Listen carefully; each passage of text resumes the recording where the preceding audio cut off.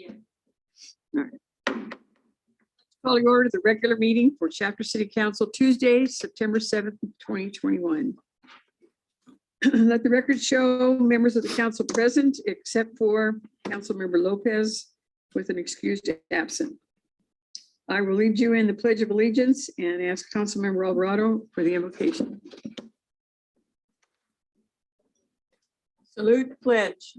I pledge allegiance to the flag of the United States of America and to the republic for which it stands, one nation, under God, indivisible, with liberty and justice for all. Bow your heads, please. Remain standing. Lord, we just thank you for this time you have given us, Lord. We thank you for the opportunity, Lord, to be able to serve you, Lord, and also serve this community. We ask that you just guide us and give us the wisdom, Lord, and we just put all of this in your hands. In Jesus' name, amen. Amen.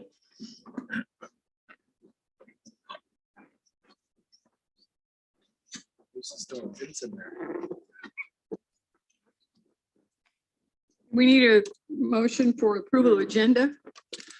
I see a memoranda. There's no changes to the agenda? No. Okay, No, that's a report. I just want to make sure. I'll make a motion to approve as read. I'll second. Okay, we have a motion by Mayor Pro Tem Gibbons, seconded by Councilmember Espinoza.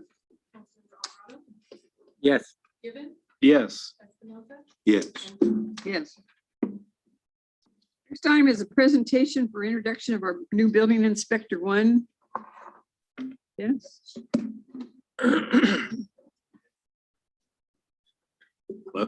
Yeah. I did the same Making thing. sure it works. Yeah. Honorable Mayor and members of the council, tonight before you, I'm introducing our new building inspector one, Rick Vargas. So I'll give you a little bit of background about him and then introduce you at the end. He's a Shafter, him and his wife are both Shafter natives. So it's kind of cool. He graduated from Shafter High and then joined the United States Marine Force and participated in Operation Enduring Freedom, I believe. After the Marine Corps, he joined the electrical union.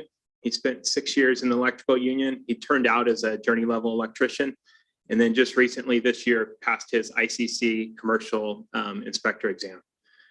Currently, Rick and his family live in Palmdale, California. And I think this weekend they're trying to move to Bakersfield. Unfortunately, with that housing boom and everything going on, he wasn't able to find housing in Shafter. I know he wants to move to the historical core area, so that's on his to-do list, and I think we'll see him here in the future. Rick is a big asset. He was hired on the 16th. I know he's going to help the department a lot, so I'm proud to have him in our department and proud to introduce him tonight. So Very cool. I'm happy to answer any questions. You're still here. Like, I was really fearful when we met you at the oath of office. Like Dennis was just gonna torture you with time and work, but you're still here. I'm still here. Good job, man. I like it. Sorry, Dennis.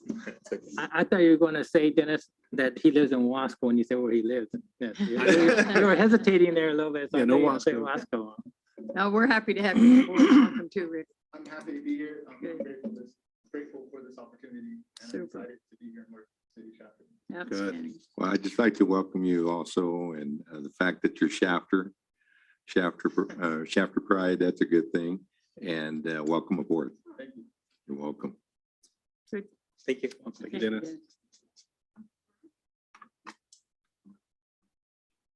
Okay, we move on to public comment. Anyone in the audience have anything they want to bring forward to the council? Anything that is not on the agenda? We do so at this time. Nothing? Wow. If your wife was here, she'd probably have something to say. Just throw that out there to you. Well, we welcome you too. We welcome you to stay. All right, we'll close the public hearing and move on. Council announcements and reports. Pete, everything? Yes, on August 17th, I attended the oath ceremony for the new employees and at the City Hall chambers. And if I missed anyone, I would just like to say congratulations and welcome to the Shafter family. August 19th, I attended the ribbon cutting ceremony at Garden Meat Market, and they did a real nice job.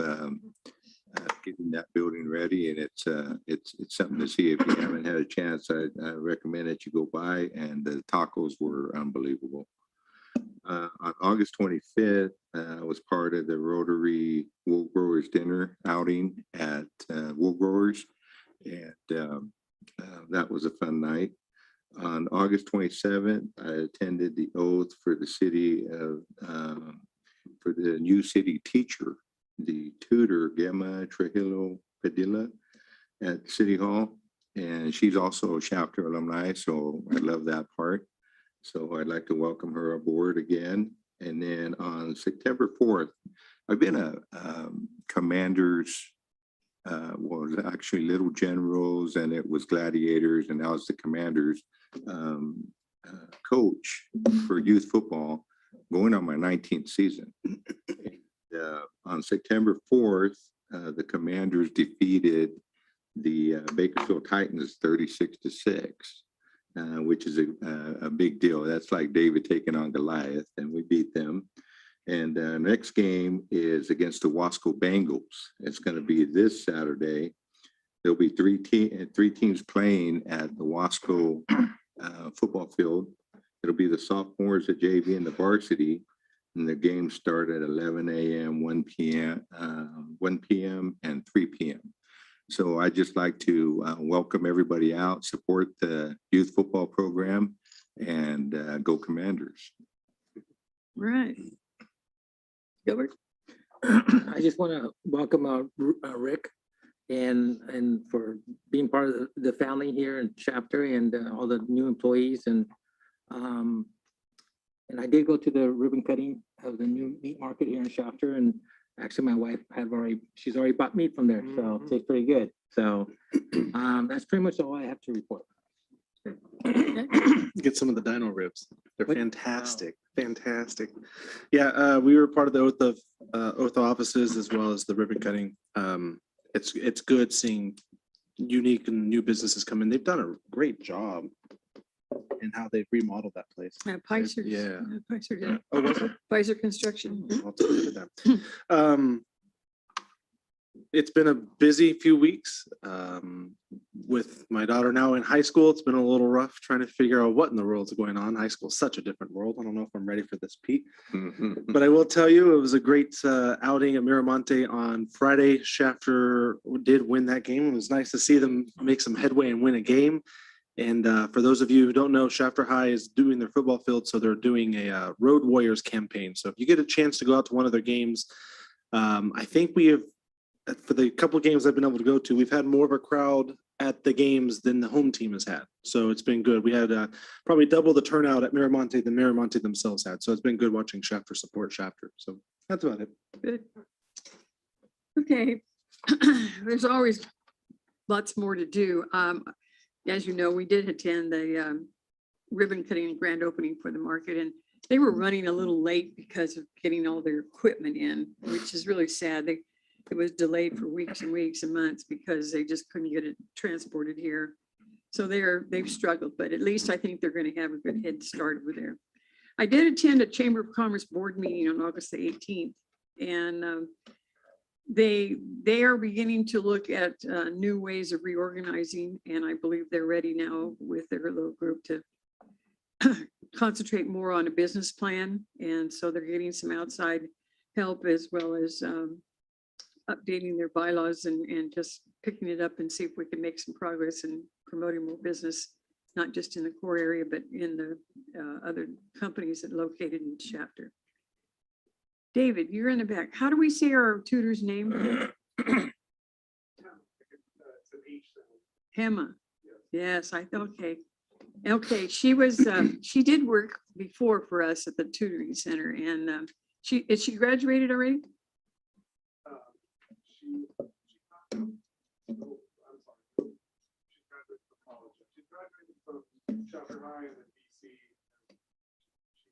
Next step.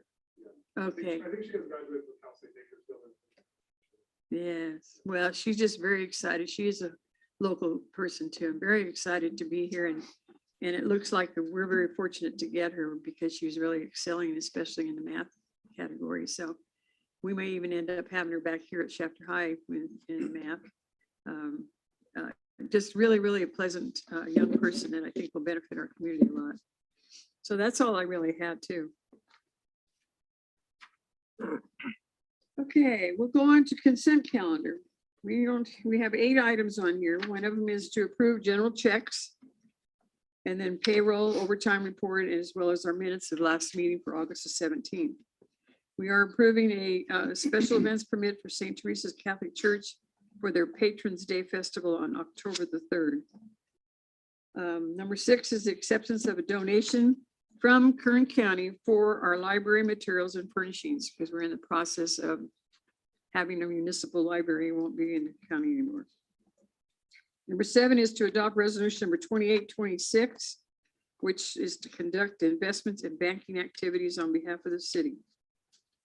Number 8 is to adopt resolution number 2828, a resolution approving the participation and allocation of funding for the Regional Early Action Planning, which is called REAP grant funds, and that has to do with housing. And the opportunities that we have currently are to get a consultant come in that will help us to spend our $15,641 to identify housing production for our community.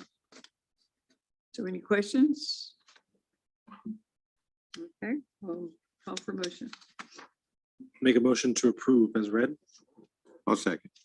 Okay, we have a motion by Mayor Pro Tem Givens, seconded by Councilmember Espinoza to approve consent calendar. Yes. Yes. Yes. Yes. The first item on public hearing. The public hearing is the intent to withdraw from Kern County free public library system and assume the provision of the library services. Sorry, Mayor and Council, while David's coming up to the podium, this is not a continuation, but this is one of the many steps we have to engage in order to establish the city's own municipal library. And this resolution actually establishes us formally moving in that direction. So, David. Honorable Mayor, members of the Shafter City Council, Resolution 2829 is effectively a resolution to withdraw from the Kern County Free Library System. And I did want to, as the city manager said, this has been part of a process, and I know we've been over this the overview a couple of times, but just to revisit the dates that on June 1st, the city council voted to receive a report from the ad hoc committee on library service and a recommendation to withdraw from the Kern County Library and form a new municipal library in partnership with Bakersfield College.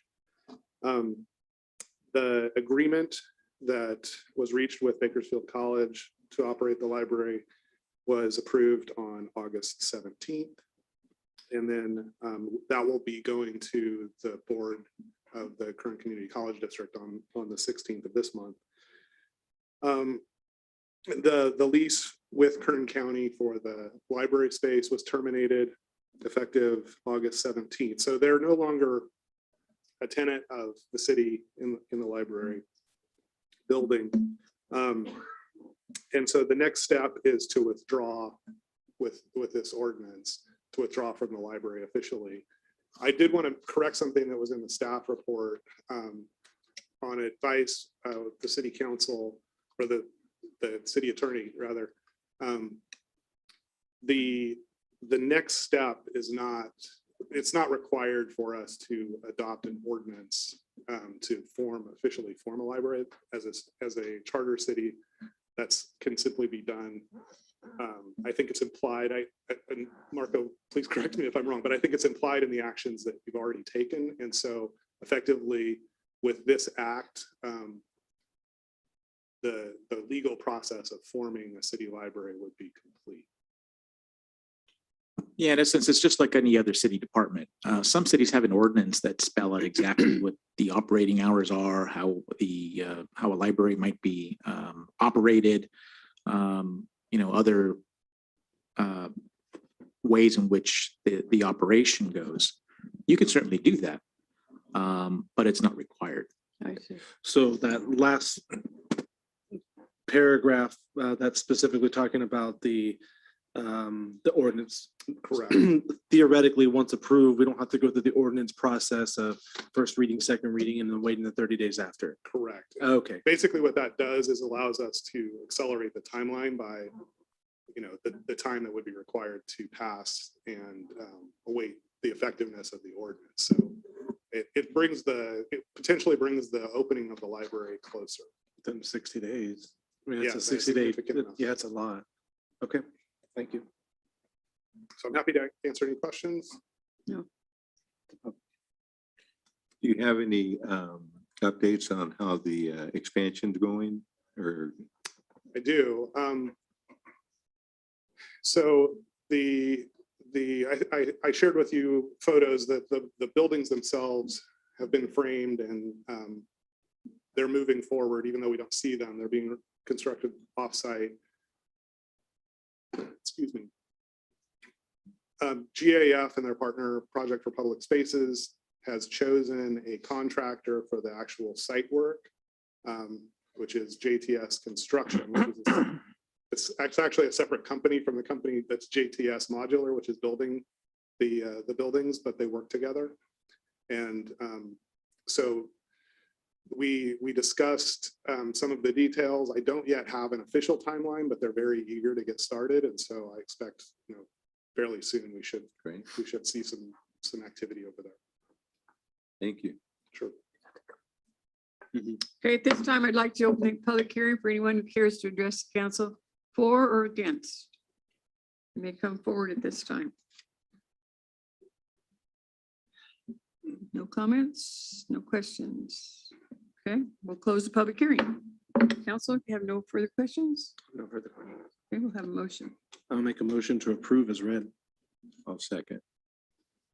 Okay, we have a motion by Mayor Pro Tem Gibbons, seconded by Councilmember Espinoza to adopt resolution number 2829. Yes. Yes. Yes. Okay, we'll move on to management reports. The first item on there is League of California Cities Annual Conference Resolution Packet.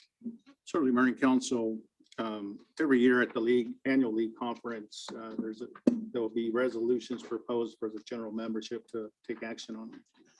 This year, the one resolution being presented to the league membership, which is comprised of all the cities in California. Typically, it would be all 485 cities that are members of the League of Cities. In this year's resolution being proposed by the city of Rancho Cucamonga, stands to change the sales tax distribution for those cities that have fulfillment centers. So currently, the sales tax, putting it simply, that is generated for a city that has a fulfillment center in which the point of sale transaction takes place. That city that has the fulfillment center where the point of sale takes place is the one that captures that sales tax. So when the purchase is made, it's reported to that jurisdiction. Basically, what is being proposed via this resolution is to change the sales tax distribution, that instead of the city that has the fulfillment center capturing that sales tax, the city to which it's being shipped to and delivered would receive that sales tax or a portion of that sales tax. Or so the city of Chapter, under that scenario, would stand to lose a pretty significant amount of sales tax revenue if that distribution is changed, the Bradley Burns, the 1%.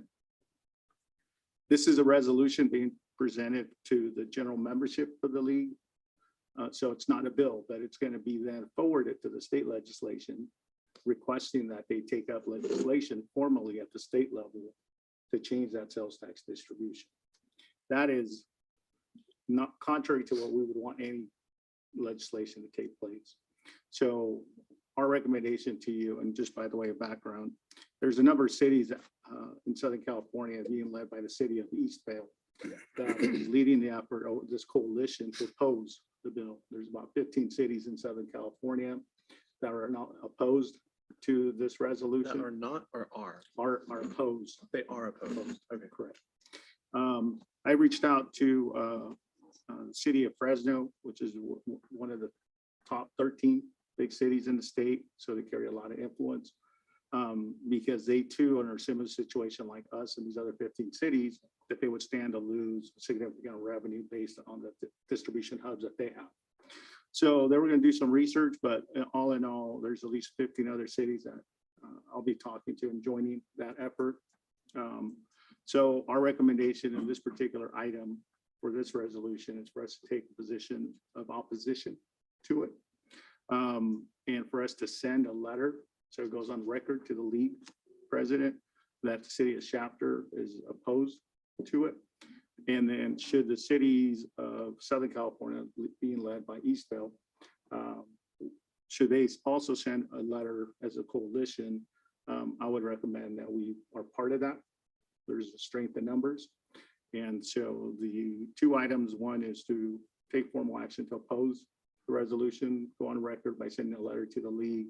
And then two, in the event the city of Eastville and these other cities, the coalition jointly send a letter in opposition that we too participate in that effort.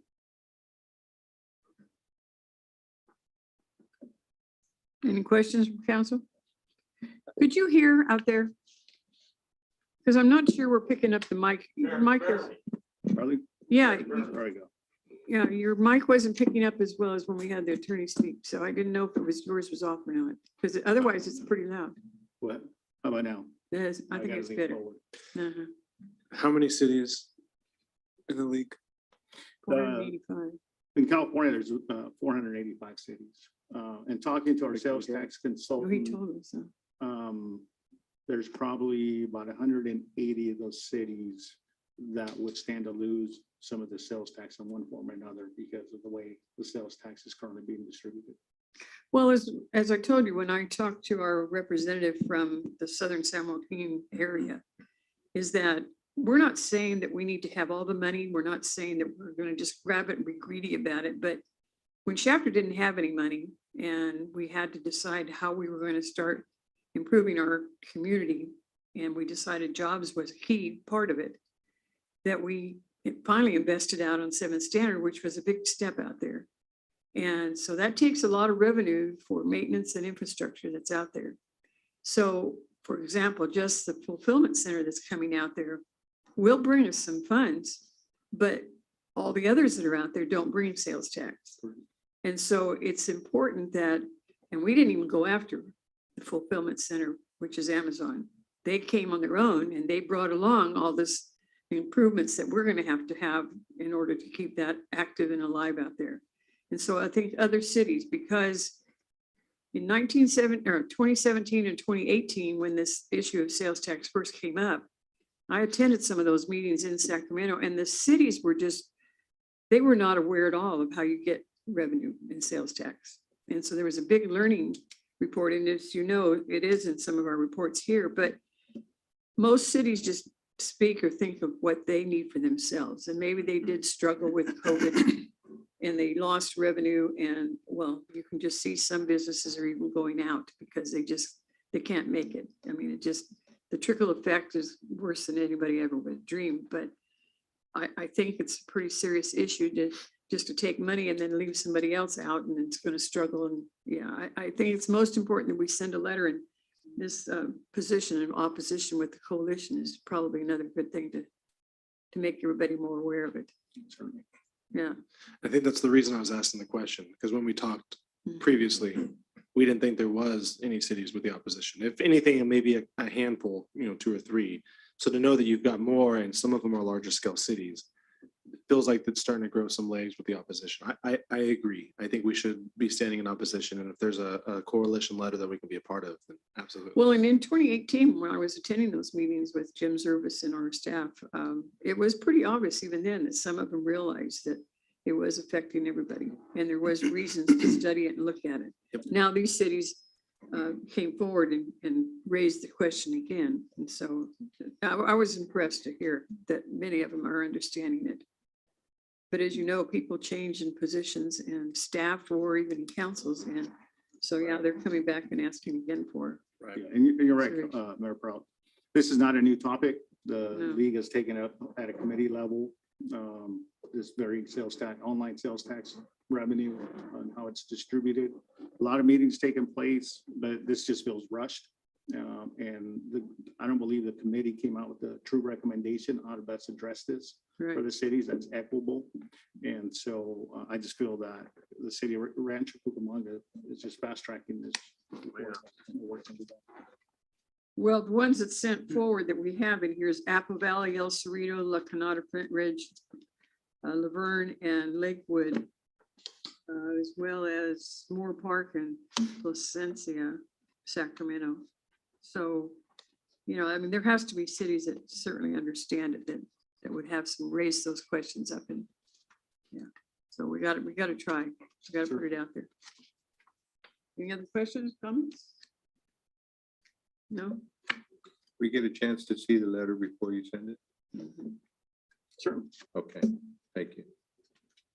Okay, we need a motion. Just What do you want for the motion on that? for clarification, when you say you a copy of it, or you want it like to edit and things like that? I mean, because we can draft that at the staff level to send out.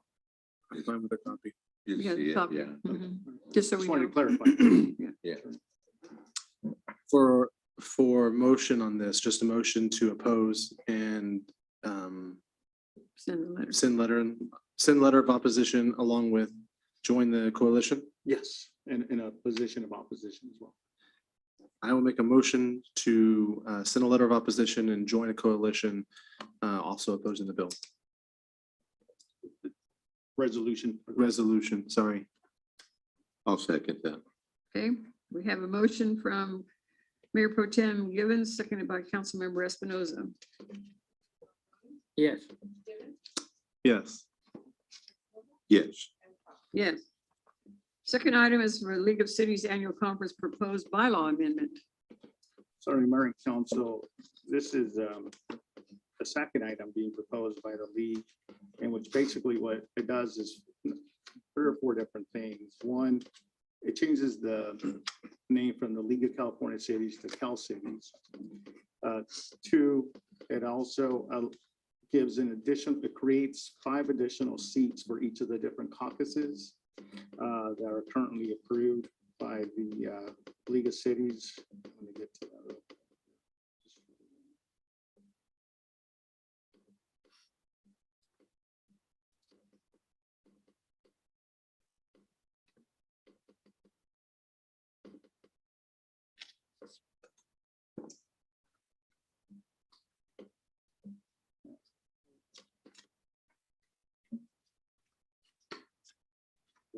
Here.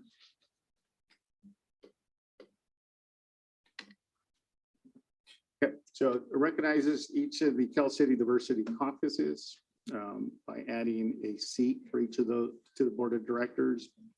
The, for example, some of the caucuses would be the Latino Caucus, the Asian Pacific Caucus, the LGBT Caucus, and probably the African American or the Black Caucus, and I'm going to come up short of the 5th one. It's not listed here, but it adds 5 additional seats to the Board of Directors for each of the diversity caucuses.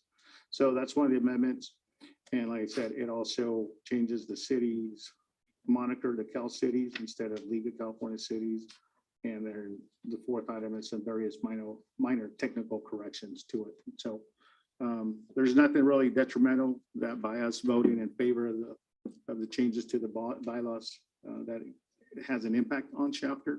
So we're recommending that we also send a letter to the league supporting the changes to the bylaws.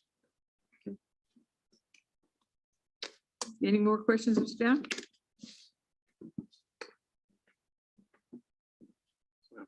Okay, Yeah, we'll do it again. aren't you? Make a motion to approve.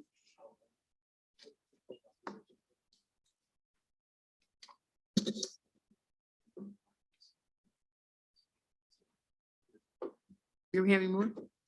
No, I'm going to ask for a minute to caucus with the city attorney, but on this one, it's our recommendation is to go ahead and recommend the changes to the bylaws as requested by the League of Cities. Okay. All right, we have a motion by Mayor Pro Tem. You second? Okay. We have a motion by Mayor Pro Tem Givens to approved as well as seconded by Councilmember Alvarado. Yes. Yes. Yes. Yes. Okay. Number 3 item is the budget amendment to the Public Works Department in the capital outlay budget in the amount of 280,000. Sorry, Mayor and Council, this is a follow-up from the last meeting in which you approved the sale of the rail lift container. That sale has taken place, and we are now proposing a budget amendment for those proceeds, and our Public Works Director will provide the staff report explaining what we propose to purchase with them. Yes, Honorable Mayor, members of the Chapter City Council. Council previously authorized the sale of the container lift machine, which is stored at the city rail yard right now. A vendor by the name of Pacific West Systems offered to pay $280,000 for the unit as is, plus dismantle it and haul it off. So the unit was originally purchased 15 years ago. And its intended use for loading and offloading shipping containers never really materialized. And plus the prospects for using it in the future are not looking very promising. So when we received an offer to purchase it from Pacific West, Public Works immediately thought that this could be an opportunity to use the proceeds from that sale to go towards equipment that could benefit virtually all city residents and businesses. So tonight, Public Works is proposing a budget allocation strategy for planned purchases using the proceeds from the sale. And we've summarized the planned purchases in your staff report. The first planned purchase is a new trencher. A trencher is not reflected in this year's budget. And the reason why it's lit, we divvied it up 5 times there, 10,000 5 times, is that we're missing a column in that table. There is a subcategory. We have specific budget codes for each core city park. So the costs, the revenues and the costs would be distributed evenly amongst the 5 core city parks. An additional purchase is a dump truck, 1 dump truck. And we do actually have a budget for 1 dump truck this year. But as you may recall, during the additional needs presentation for Public Works, we outlined an ultimate need for 2 trucks. We have 2 existing trucks, both of which are 20+ years old and need to be replaced, but we settled for 1 with the budget constraints. So with the plan would be to utilize the proceeds to cover both dump trucks. And then finally, we're proposing to purchase a mini excavator and distribute those costs amongst the water and wastewater divisions equally. Now, we do have a mini excavator reflected in this year's budget, but having additional funds would further ensure that we could cover the cost of one. We've never actually bid a mini excavator before. And if there are surplus funds after the purchase of the mini excavator, then we'd like to potentially use the surplus funds to cover additional equipment needs. One example would be the purchase of a fleet truck that has since been deferred for the past couple of years due to budget constraints. So I wanted to point out that ultimately staff will come back to you at a separate meeting once we've obtained competitive pricing for each piece of equipment. But we're recommending tonight whether we amend the budget to accommodate the revenue from the container lift machine sale and the appropriation of those proceeds to various operating budgets as outlined in the staff report. And with that, I'd be happy to answer any questions. Thank you for that report. Any questions, staff? Mike, where would this put you overall with your equipment? Will this put you in pretty good shape with what you have to work with? This would put us, we would meet virtually all of our additional needs that were not originally covered in the draft budget. I still think we have a need for more fleet trucks. Those have been deferred for a couple of years, but I think having 2 dump trucks, a mini excavator, and a trencher would take care of us very well for the next year plus. Thank you. Okay.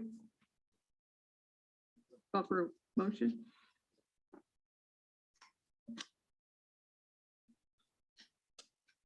I'll make that motion.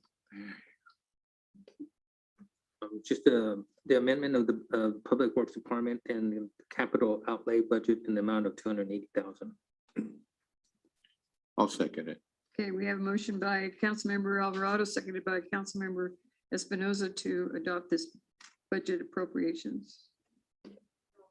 Yes. Yes. Yes. Yes. I don't know if I said that right, huh? We're amending that adopted budget, right? Yeah. Correct. Okay. Number 4 item is the Express and West Beltway traffic control closure and accept the quote. Yes, Honorable Mayor, members of the Shafter City Council, the construction of the West Beltway pavement project has been completed. This is a new street, brand new street that provides secondary access to 7th Standard Road for the benefit of the wonderful industrial park. In order to have safe and reliable access to 7th Standard Road, we essentially must have a traffic signal at that intersection. And the signal was not part of the pavement construction project. It's pretty common for traffic signals to be a standalone project. And due to material shortages and delays, the traffic signal completion is looking at January of next year. So we need to ensure that the roadway is closed and secured for at least a few months. Public Works doesn't have the time or resources in-house to commit to this closure, which is why we requested informal quotes from traffic safety vendors to perform the work. And we ultimately received one quote from Safety Network. The rates and fees covered in their quote suggested that the closure period will cost $27,000 approximately. So fortunately, the pavement construction project came in under budget. So we're not anticipating any budget action is required of the council tonight in order to award this traffic control work. So with that, with council approval tonight, the closure work can and should commence immediately. And I'd be happy to answer any questions. This closure and setup does prevent cars from going through there.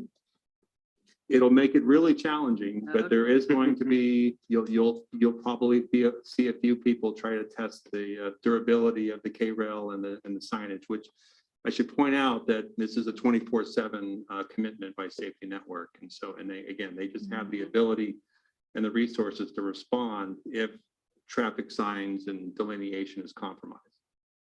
Right, because there's so much traffic in and out of there all the time. so- And it's going to be awfully tempting, and it probably Right. already is to Yeah. to but use it, this especially should- during like 3, 4 o'clock in the afternoon. Mhm, mhm. And you said this was the only one that responded? That's correct.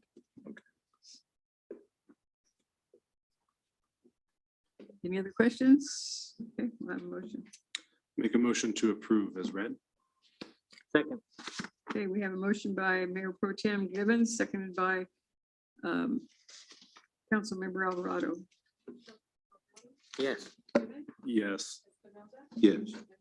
Aye. Okay, the number 5 item is the 2021 7 standard paving project for Community Drive to the Frank Kern Canal Award of Contract. Yes, Honorable Mayor, members of the Shafter City Council, the City Streets Capital Improvement Program currently plans to fund regional roadway improvements over the next several years. And by regional roadway, I'm generally referring to Santa Fe Way, 7th Standard Road, and Laredo Highway. The council previously authorized formal bidding for a pavement resurfacing and reconstruction project to take place at 7th Standard Road between Community Drive and the Frank Kern Canal, or basically the Shafter portion of the road that fronts Gossamer Grove. Last month, the 3 bids were received, which are summarized on the first page of the staff report. The confirmed low bid was submitted by Griffith Company, which happens to be the contractor that finished the West Beltway project, for a price of $253,735. Now, going into this bid process, the estimate was $300,000. So we have favorable bid pricing at this time. And with that comes an opportunity to expand the scope of work to further ensure that the road can withstand the current and future traffic loads that are expected. So Public Works, the city engineer specifically identified and quantified additional areas to improve. within that same corridor of 7 Standard Road, and feel that a budget of $325,000 is adequate. Now, funding that amount could be accomplished without budget action by the council if we utilize all of the regional roadway fund valued at $250,000, and then surplus funds from the general pavement ceiling account of $75,000. So combined, those two fundings can fully fund this project. Later this fiscal year, speaking of regional roadways, federal funds will be used to improve additional regional roadways, including a Santa Fe Way shoulder project, as well as a reconstruction of a stretch of Zerker Road between Lerdo and 7 Standard Road. But for tonight, Public Works wishes to proceed with the 7 Standard project and can respond to any questions you might have. Thank you. Any questions? Okay, we have a motion.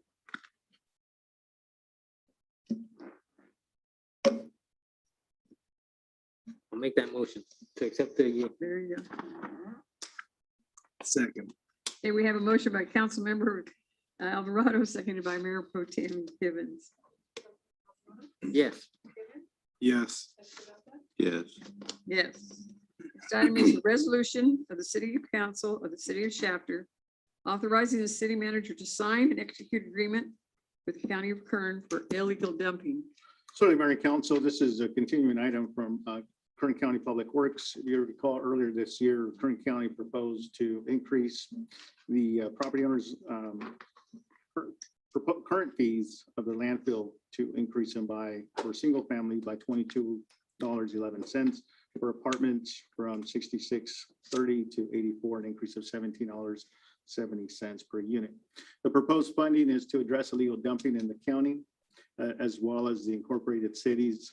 The cities would receive an allocation from the county to address our local illegal dumping within the city. The city of Shafter is projected to receive approximately $114,500 from those fees. It's based on miles, maintenance miles. So City of Shafter has 98 miles. There's a total of 5,559 miles in Kern County. The 98 miles represents 1.8%. On a pro rata share is how we will then receive the 114,531. The county did undergo the Prop 218 process and it passed. The new fee increase passed. And so they're moving forward with this. We will receive our funding beginning of next year. The funds are on the property tax roll. And so December, when people make their initial payment, and then subsequent around February, March, we'll begin to receive funding for that. It is to address illegal dumping. So this agreement is solely for the agreement between the City of Shafter and the county for us to receive the funding. Public Works, our Public Works Director is working with staff to develop a program on how we will use that 114,000 to address illegal dumping within the city. We are mindful to include an educational component, the monitoring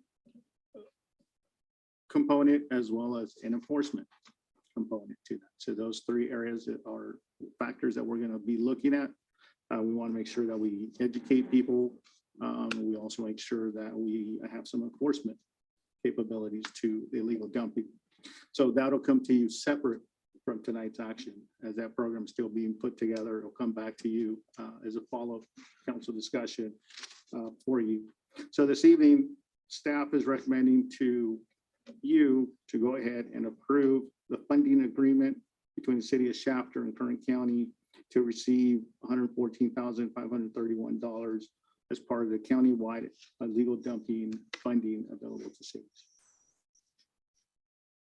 Just a quick clarification, not clarification, but added point. Since the city is not the agency that undertook the Prop 218 process, one of the questions we raised to the county and their legal counsel responded, in the event the county were to be sued by a group or coalition opposing that Prop 218 process, as to whether or not they would indemnify the city, right? Since we weren't the ones. the response we got back from county legal counsel was that we would be able to use some of this funding to defend ourselves. And in the first cause of action, we would be able to basically remove ourselves from the lawsuit, and we can use the monies in order to defend ourselves. So although they're not indemnifying us, meaning they're going to defend us by them paying for their legal costs, we can use this money to defend us in the event there were to be sued for the Prop 218 process. So there is some cover or some protection to the city in that regard. But otherwise, we are recommending still to go move forward with the funding agreement.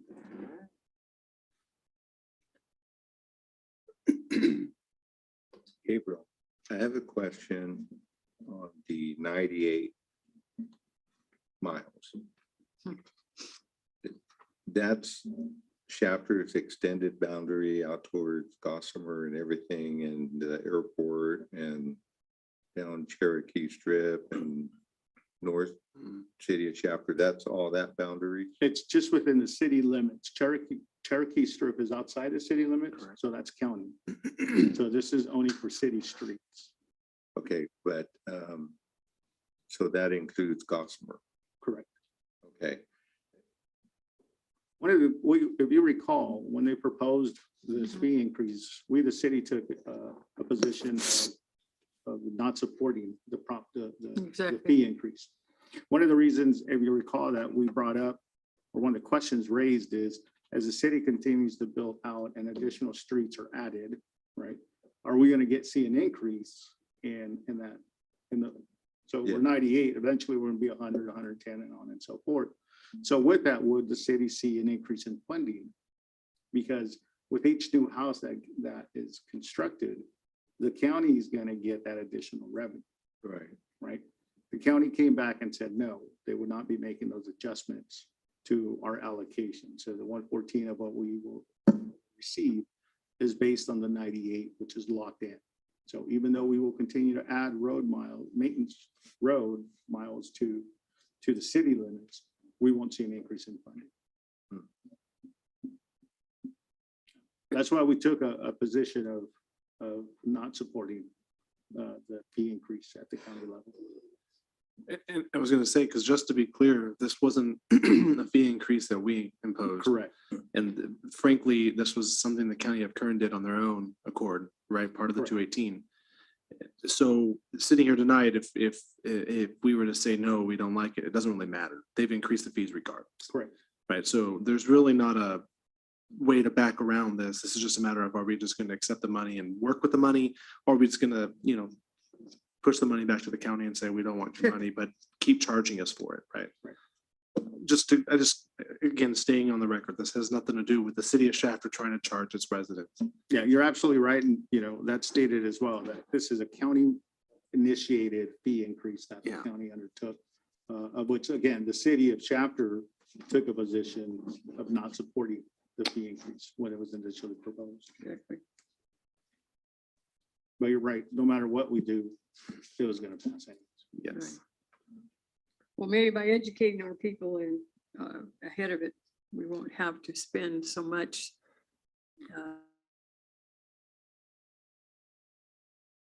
Other than maybe charging the maintenance, if people are going to just, abuse it. So, yeah. Yeah, well, the timing of it is not good for us because No. we have SB 1383 that we're going to be bringing back to here very soon to take up that topic in itself in terms of how we're going to pay for that service and what the projected cost could be for us in order to comply with SB 1383 in itself. So the timing of this county Prop 218 fee increase doesn't coincide whatsoever, nor is it favorable to us. Any other questions, comments? Well, I guess the only best thing to do is get some of that money, right?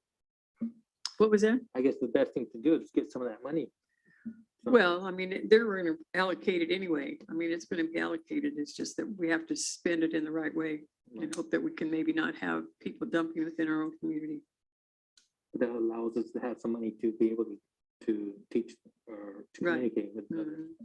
Mhm. In 1383, when is that supposed to come into play? It could be January.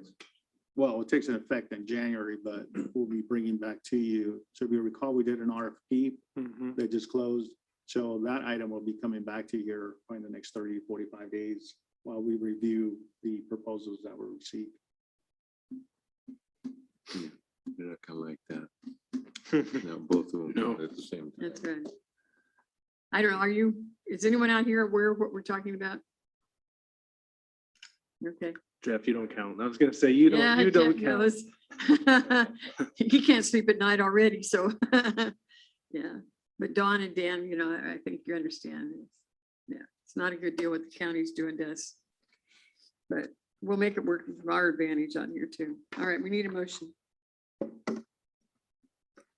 Make a motion that we accept resolution 2827. Second. Oh, second it too. Almost. Yeah. Okay, we have a motion by Councilmember Alvarado, seconded by Mayor Pro Tem Givens to adopt resolution 2827. Yes. Yes. Yes. Yes.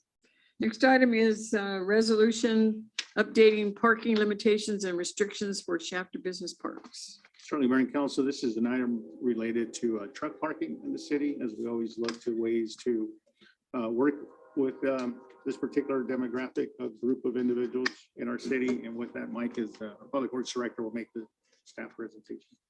Yes, Honorable Mayor, members of the Chapter City Council, the city continues to have challenges with street parking in one of the core city business parks. And by business park, I'm referring to the East Ash, Beach Avenue, Los Angeles Avenue area near the former correctional facility and the current corporation yard. The issues we're experiencing now center around long-term commercial truck parking. We currently have employees from Code Precast parking across the street from their facility in the dirt shoulder. And then just general confusion over parking limits and restrictions, sometimes even among city staff.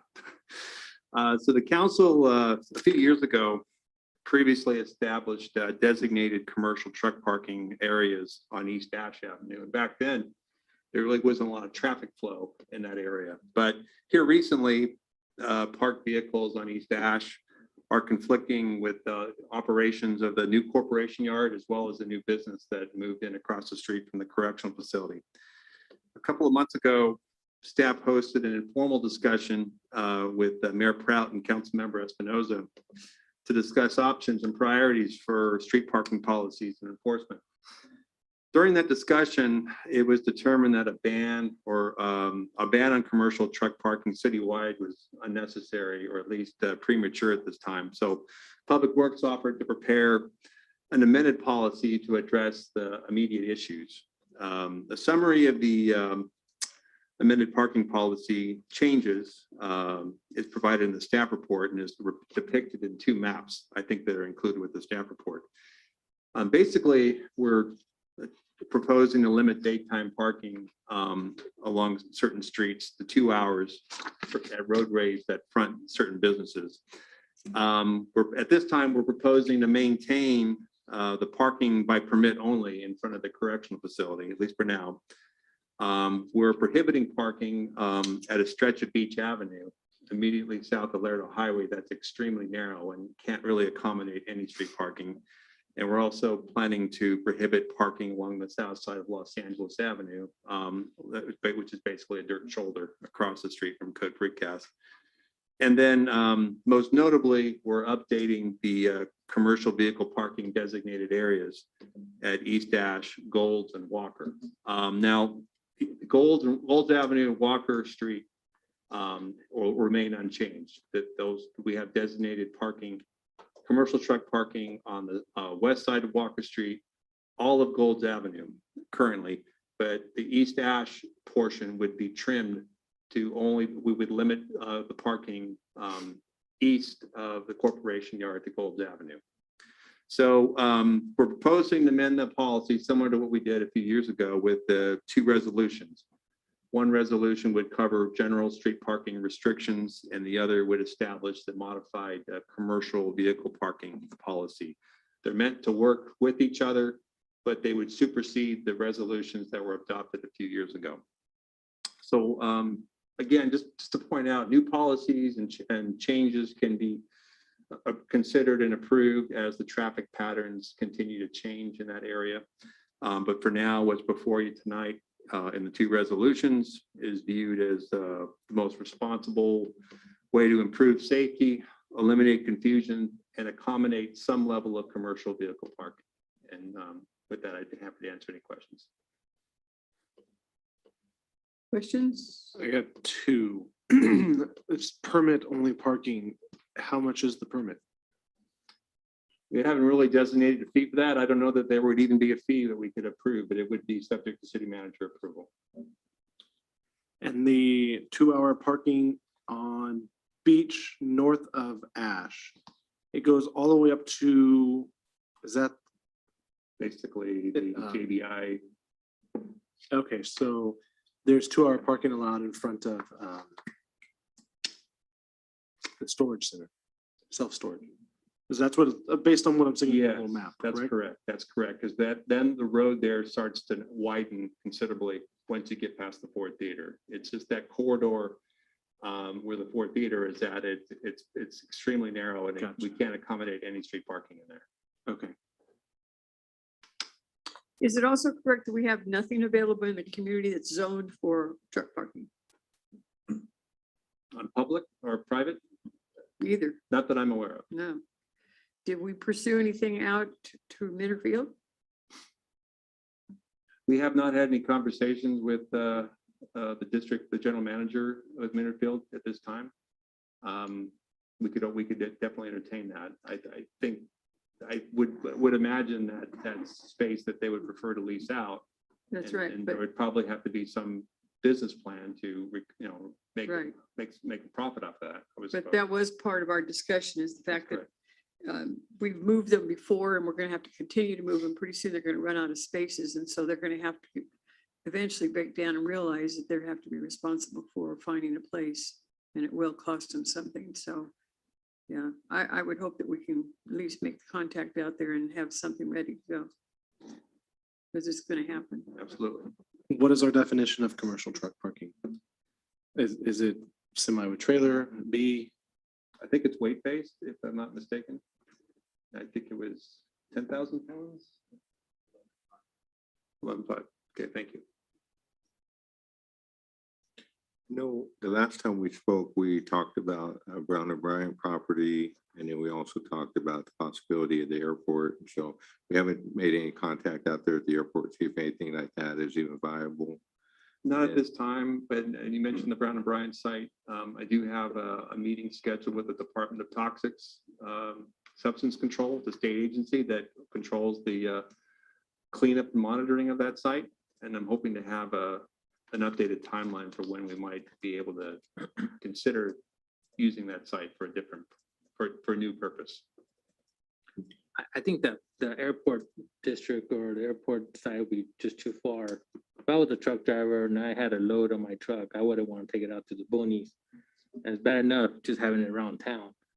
So but I just think the airport might be just too far. And then how am I going to get back if I lived in town? So, but I know.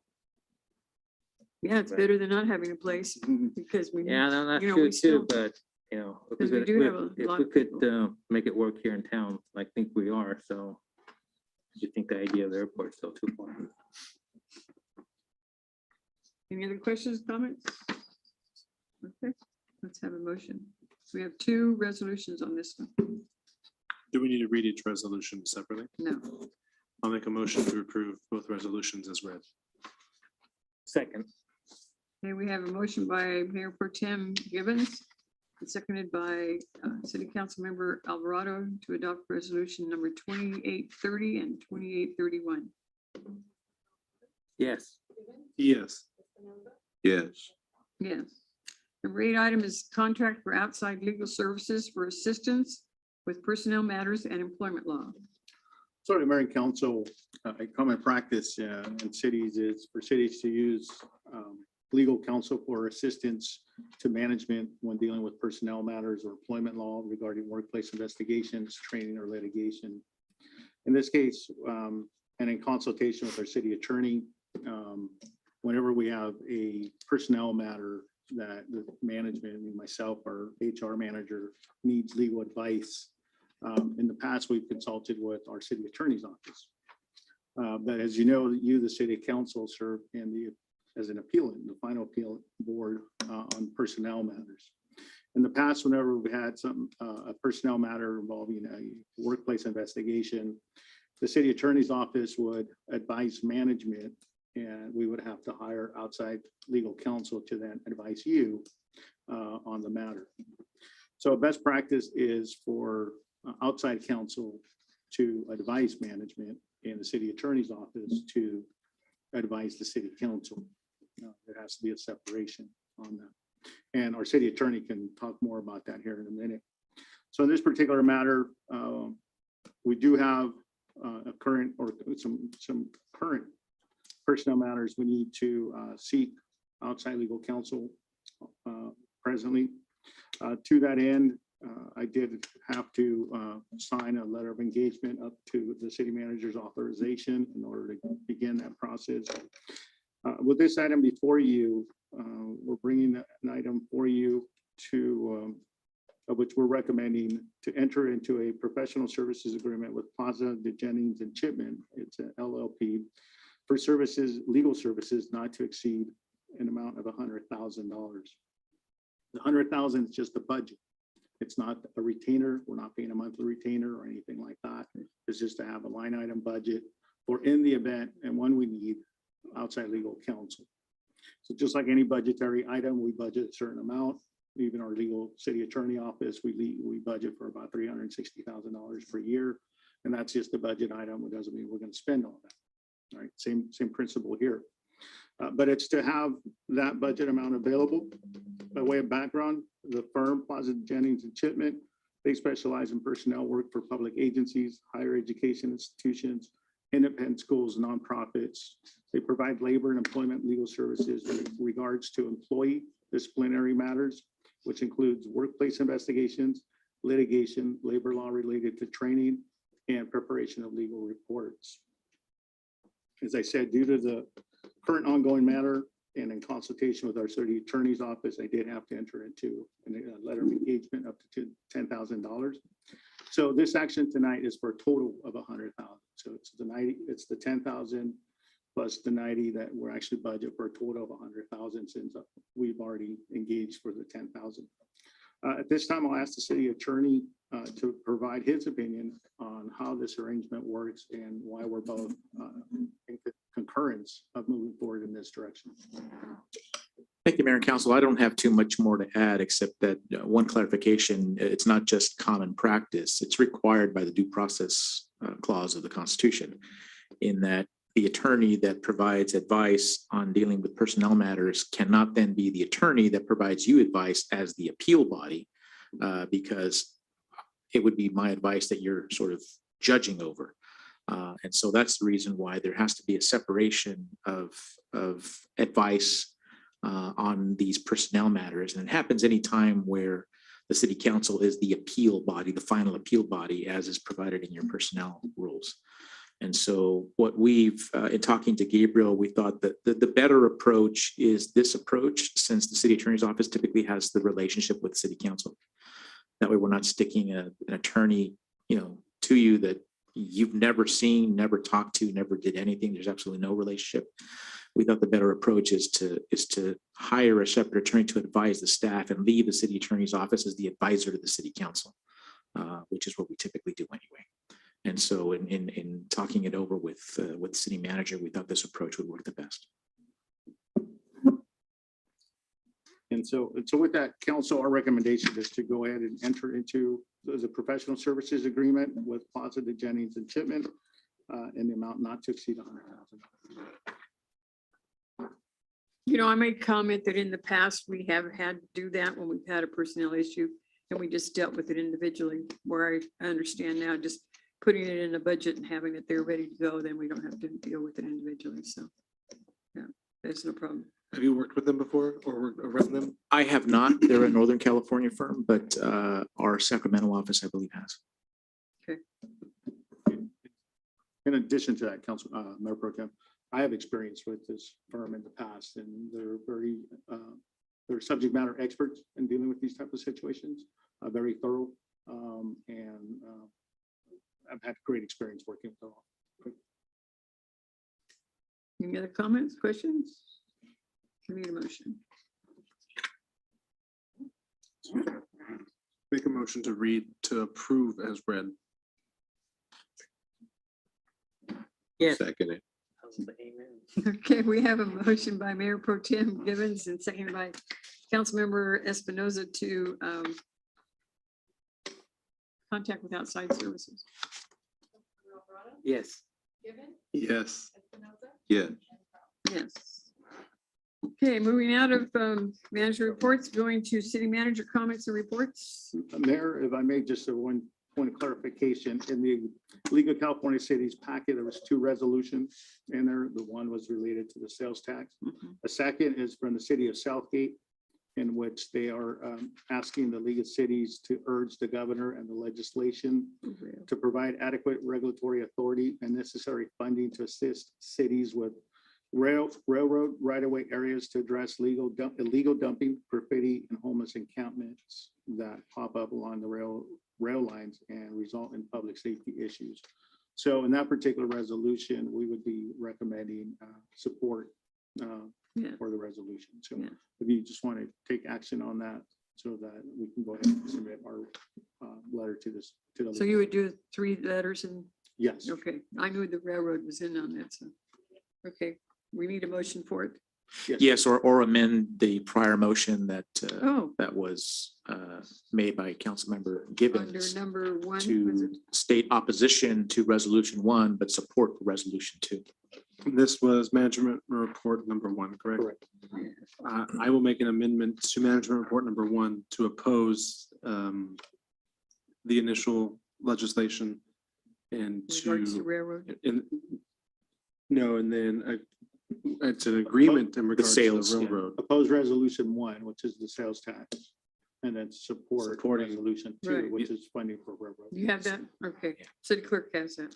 Okay. And then the remainder of your motion was to authorize the city manager to participate with the other cities in opposition to resolution 1. He said it very well. Yeah. I'm just agreeing with what he said. Follow the attorney. Okay, we have a motion by Mayor Pro Tem Gibbons. We need a second. I'll second. Okay. And seconded by Councilmember Alvarado. Actually, that second needs to be by the original second, which I believe was. Okay, I'll second it. Oh, you Saw can. that coming. Yes. Yes. Yes. Yes. Okay, I did have that down too as Pete. Okay, any other comments, reports? So that concludes the management report. City managers, just a few items to add to what you were saying, Mayor Proud, about the chamber. Yes, I did help facilitate a discussion with their current president and vice president for the chamber, with a chamber president from outside the area, who gave them some ideas, suggestions on how to organize and develop a business plan. And it's my understanding they're going to have subsequent discussions and efforts to help them as well. One of the things I've done in dealing with the chamber is reached out to CSUB. They have an internship program. And I offered that idea to the chamber leadership, in this case, again, the president, vice president, about the possibility of them having an intern to help them out with some of the administrative function. They're open to the idea. And so just today, I sent them the name of an intern as a possibility. So I'll wait for them to get back to me on that regard. So we're doing what we can to help them out and get them any, whatever resources we may have at our disposal. Good. Current EDC on September 23rd will be having their annual dinner. Some of us were going to go to the league conference. Now we're not. So if any of you want to attend the EDC dinner, it's on September 23rd at 5:30 at JEH Ranch. So if any of you want to go, let our city clerk know so that we can make reservations for you as soon as you know that you're going to go. Also coming up is the Current County Energy Summit. It'll be held at the Bakersfield Marriott on November 10th, 7:30 in the morning. Again, if you want to attend, let our city clerk know. We'll make those reservations so that you can be present. And then lastly, our city event, November 12th, save the date, is our employee appreciation dinner at the Chapter 4 Theater. So be there.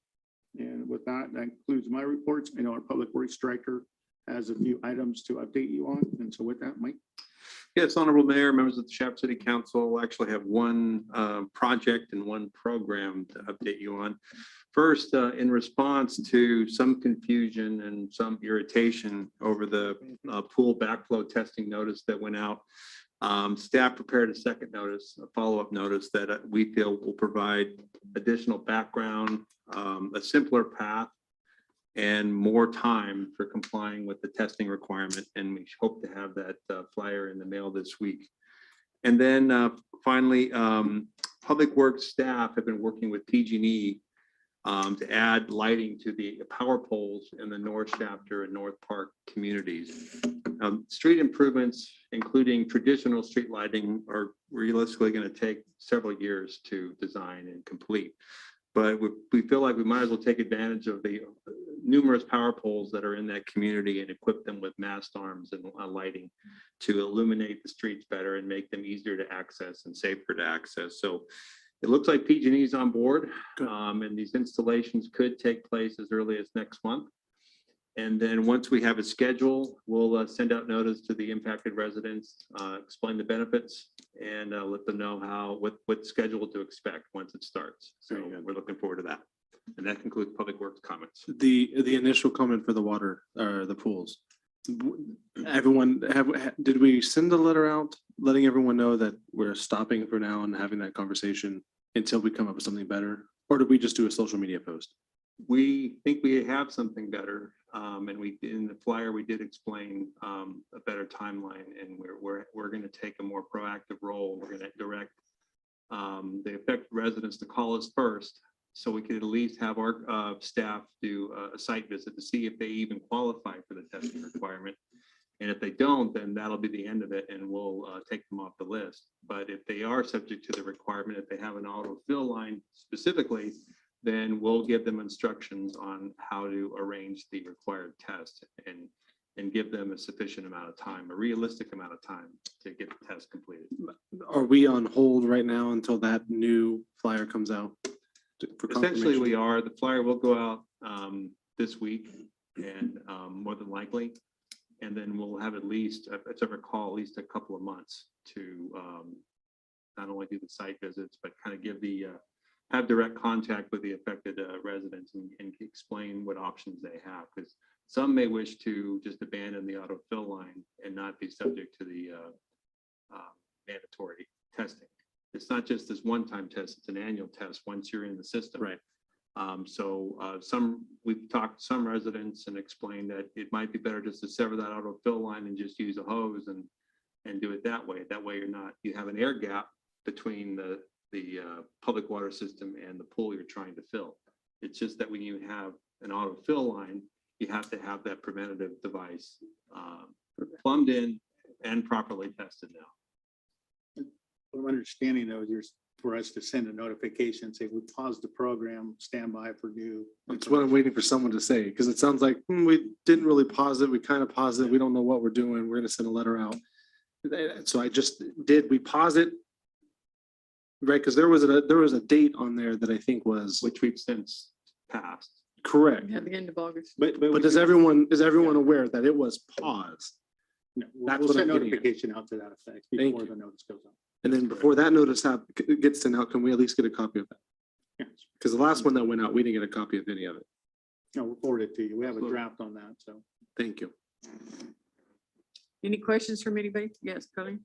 My pool was looked at by mom, but he didn't know what to look for. So I still have no idea what I don't. Okay, do you happen to know if you have, in the notice, they'll have, I know how to swim. Know how to swim the pool. That's it. Other than that, Doug takes care of the pool, oh, understood. the rainbow pool. And I've talked with him, so. I'm saying as a citizen, I need more help. Okay. Because I honestly, he's been there, he's looked at the pool, he didn't know where to find what he needed, I don't know how to find it, so. Well, more than likely, if he can't find what he's looking for, then you probably aren't subject to the requirement. But But then I would want to be signed off. That's understood, right. understood. Okay, I got a question.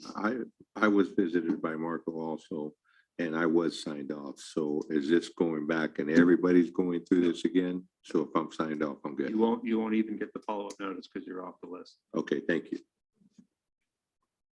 How many are on the list? You know? 300 plus. Oh, that's a lot. Mhm.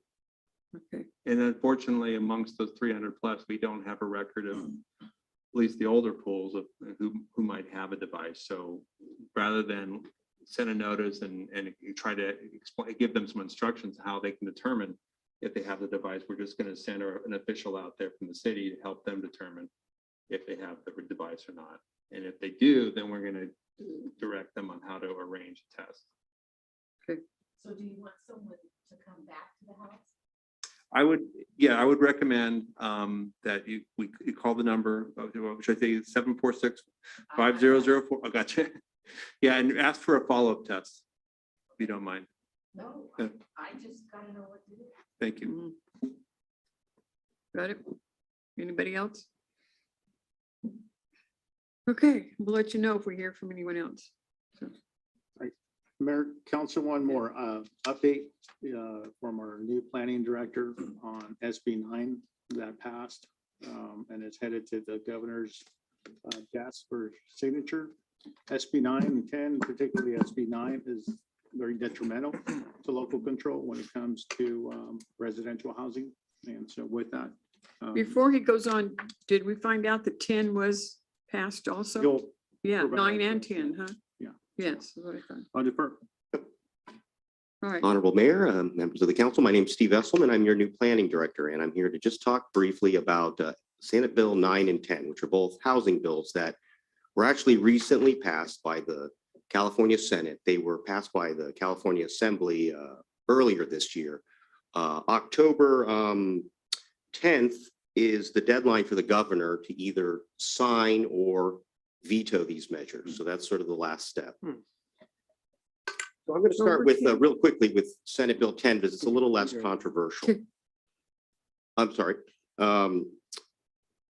It basically allows but does not mandate for up to 10 housing units what is called a transit-rich area or urban infill sites. I've looked through the city's maps and areas, and we don't actually have any transit-rich areas, which is as it's defined in the law. So that's sort of a moot point, but we do have urban infill sites. The urban infill sites are basically defined as urbanized areas per the census. 75% of the area's perimeter is developed, so 3/4 of the area is developed around it, or areas zoned and designated for residential and mixed use with at least 2/3 of the lot, 2/3 of the square footage of the designated lots being residential. So that's what they consider urban infill.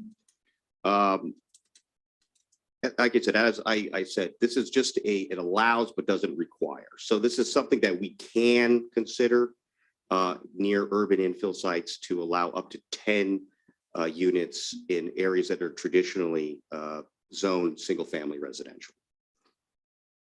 Senate Bill 9 is more controversial in that it's not allows, but rather it mandates, it requires. It basically mandates division, partial or full tear down of existing single-family homes to create 2 residential units that can be sold separately. Essentially, you can take a single-family lot and create 2 homes on it if this were to pass. It also limits parking to 1 space per unit, or eliminates parking requirements altogether if it's within a half mile of a high-quality transit corridor. Again, sort of like that transit-rich area. So we actually don't really have those areas in the city. Or if it's within 1 block of a car share vehicle. Again, we don't have that. We have a car pooling, a small bus system, but really not a car share program. And finally, basically neither of these conditions occur, so parking would be limited to one space. But here's the other thing. It also mandates lot splits in residential zones to create two parcels from one parcel. Basically allows lot splits by right, no discretion. Provided that it's at least a 1,200 square foot lot and that one of the lots would be no smaller than 40% of the total parcel area. So it could be a 60-40 split somewhere in there. This gets even more onerous because there is existing accessory dwelling unit law or ADU law that has gone on the books. So based on interpretations, one unit could end up being 4 to 6 units. So one parcel in conjunction with ADU law can go to 4 to 6 parcels. To give you a sense of that, for example, at 1,200 square foot lots, 1 acre of R1, our current R1, could result in 36 units. Jeez. As opposed to 5 units per acre as currently allowed by the R1 zone. So you're talking almost a 6-fold increase in units allowed by right without any discretion on your half or any public input. There is a denial mechanism, even if a project meets SB standards. Basically, what you'd have to do is create a finding that says there is a specific adverse impact upon health and safety or the physical environment, and there is no feasible mitigation to avoid that effect. However, this language is vague and on when it is actually triggered and what the criteria to actually follow. So although you can make this finding, they really haven't sort of vetted out how you make the finding.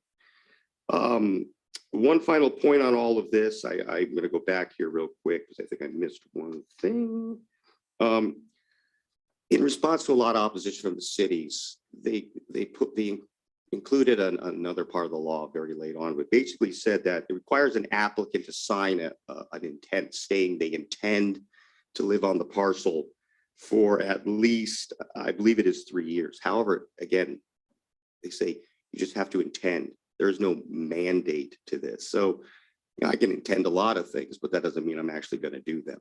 So kind of weak, not a lot of teeth. In your packet, I provided you the actual language, including the strike throughs of the 2 bills. Again, SB 9 is the one you really want to take some time to look at. There's also an analysis from the Senate. What is it? It's the Senate. I think it's the Senate Appropriations Committee and Analyst's Office or something to that effect. Essentially, it's an analysis coming out of the state Senate, giving you the pros and cons of SB 9 and 10. What I will say is I'll be following its development. I'll see if the governor actually signs or vetoes, and depending on that next action, I'll come back with additional information about what the next steps may be in response to these bills that are going through the Senate right now. Did you pick up anything as to why these passed already from the Assembly and the Senate? What's the really driving force? Is it the bigger cities? I think really it is. It's bigger cities trying to figure out ways to increase density, to have more units available, mostly coastal towns. In a lot of ways, I think this makes sense for the coastal cities, but it doesn't necessarily make sense for areas like ours. I think the biggest thing is it's taking local land use authority away from you. It is making something that is discretionary. You have the right to say yes or no, or yes with caveats, to no. If they fill out the application correctly, if they meet the standards, it's ministerial. They're allowed to do it by right. It will never even come to you. You have no say on a change in density from 5 units per acre to 36 or 35 units per acre. So it's very troublesome, I think, in my personal opinion, particularly from a local land use authority perspective. I don't know how you keep up with water and sewer, and There's no consideration for that. No, how do you there's keep up with nothing. trash? 36 units on that same, you're only going to get 4. Can you believe it? What in the world? It's crazy.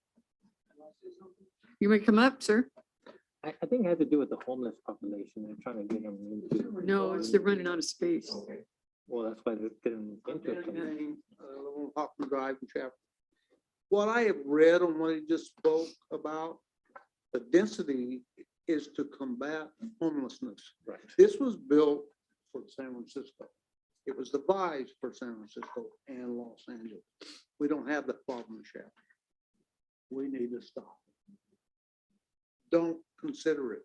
No, we're not considering it. I'm telling you, that's my own opinion. But they're talking of forcing people that already have a single dwelling home Yeah, you're, to divide them. If you got an extra bedroom, you're gonna have to give it up. I got news for you. You won't have it. thank you, Dave. Just for the record, this is not a matter that's being deliberated No. by the council. This is a Senate bill that has already been voted on and passed from the Senate. It's now on the governor's desk for approval. So either sign it or veto. So Yeah, I'm just going on the record to state that it's not something we're delivering. no. I'll go on record and say I have too many kids and not enough room, so I can't help you there either. Good luck. Oh, I know it, it's wild. So Barry, we just wanted to bring this to your attention because you. it's, So, I mean, do we need to sign on with these other cities in opposition to this? Or how do we need to make our voice, heard as Chapter is not being in favor for something like this? I mean, alternatively, we can submit a letter to the governor's office in opposition, urging him to not sign this bill in terms of what it might do to local cities, especially like ours. The problem with the state legislature is that, in my opinion, they've taken a one-size-fits-all approach. And what they're trying to make work in the Bay Area, Los Angeles, high-density areas where there's no available land for housing. They're trying to create housing, but they're applying a one-size-fits-all because the Central Valley, we don't have a problem with land, at least not, we don't. But that is a problem, but that's the legislators and their mindset, how they look at things and how they're working to try to address homeless issues and making affordable housing. I know that we talked to some of our own electeds in the state. I don't know how that turned out in the end. I didn't see the list as to how they voted, other than the Senate and the Assembly did pass it. So, yeah, we probably should find out, and we can certainly, I mean, who knows what's going to happen on the governor's position, but yeah, we need to be on top of it still. I do know that Grove and Solace both voted in favor of it, Say that again? voted in favor. Who did? Grove and Solace, They did vote in favor? they did. Yeah, I looked it up. Hard time believing. It's in fact, you can see who voted in favor Oh, you or have it on here? opposed the last attachment to your memorandum. Oh, it's on here too. Correct, Okay, all right, correct. we'll look through it. Okay, because we did talk to some of those. And to Councilmember Espinoza, we actually have sent 2 letters already, and we can Yeah. certainly send a third letter to the governor. We sent one to the Assembly. We sent one to the Senate prior to me here, but I know that we have sent those letters. And we can, of course, send another one to the governor urging him to not sign the bill. I would be in favor of that. No, even, there's got to be a reasoning behind it to why they're doing this, because we did talk and we did send. Okay, We have sent. yes, well, I knew we had. Well, Okay. I mean, the traffic, the increase in volume and the waste and the garbage. And I mean, people are gonna want vehicles. There's no way around that. I mean, it's just like it's the worst nightmare for R1 zone. So, I mean, I don't know how they can enforce, well, I know how they do it, but I mean, I hate the fact that they do that to us. And they make us comply with something that we're not with at all. Well, already they've done that with, SB 330 and then accessory dwelling units, and then they allowed junior accessory dwelling unit. So, and that's in single family right now, can have a ADU and then a junior ADU on the one parcel with no consideration for parking or impacts to sewer, water. In fact, I don't think they're even required to pay impact fees for those additional units. So, Okay, is there consensus then that we can try to put a letter to the governor? I mean, just to at least take a position of urging them to vote, to I'm not in support favor. it. yeah, Just thumbs up. Okay, we'll follow up and give you a copy of that later. Thank you. Okay, yeah. And then with that, Mayor and Council, that concludes my report and any other department director reports. Okay. Okay, I'm going to ask for a motion to recess into closed session, which is a conference with legal labor negotiators with the staff as well as Shasta Police Officers Association. I'll make a motion. Second. Okay, we have a motion and a second. All those in favor say aye. Aye. Opposed, no. We are recessed and it's 7:29. And Mayor and Council, we're gonna ask if we can have it here because we do have PowerPoint. Yes. Session. Please.